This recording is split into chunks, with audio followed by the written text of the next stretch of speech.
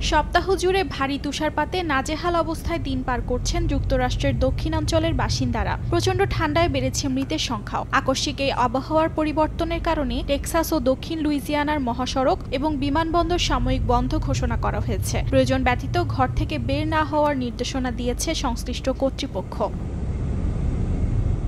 তুষারঝড়ের কারণে বরফের চাদরে ঢেকে গেছে বেশ কয়েকটি অঙ্গরাজ্য। ফ্লোরিডা, জর্জিয়া ও অ্যালাবামা রাজ্যে বন্ধ ঘোষণা করা হয়েছে সব শিক্ষা প্রতিষ্ঠান। দক্ষিণ পশ্চিম লুইজিয়ানায় জারি করা হয়েছে জরুরি সতর্কতা। অনলাইন ট্র্যাকার ফ্লাইট আওয়ারের তথ্য অনুযায়ী যুক্তরাষ্ট্র জুড়ে অভ্যন্তরীণ বহু ফ্লাইট বাতিল হয়েছে। বিলম্বিত হয়েছে হাজারের বেশি ফ্লাইট।